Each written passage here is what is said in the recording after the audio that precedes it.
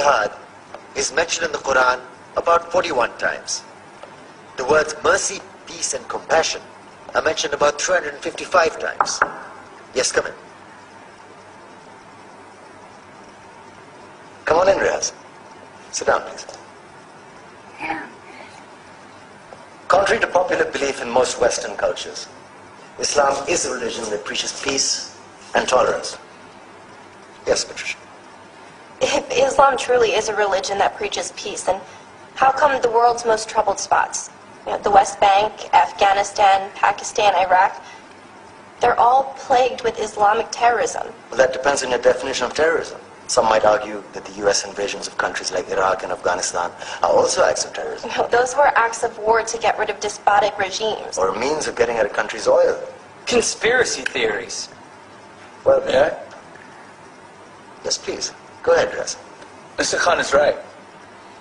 I mean, if we're talking about terrorists, the world's biggest terrorists are the white superpowers. Come on now. No, really, stop and think about it. Explain 9/11. Okay.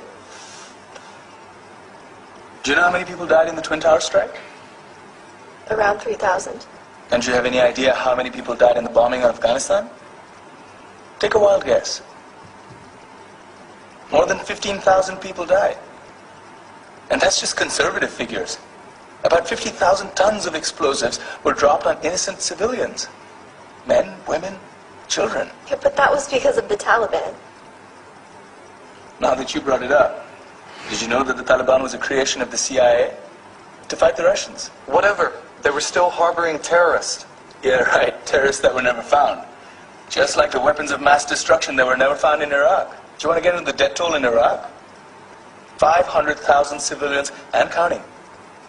And what do Britain and America say when they don't find these weapons? It's simple. They just say sorry.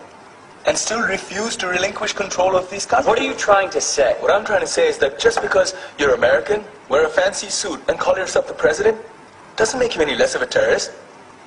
I'm saying that if you don't stop meddling in other people's countries, you will face a backlash. If Muslims like you feel that way, then why don't you get out of our country? We will. As soon as you promise to leave ours.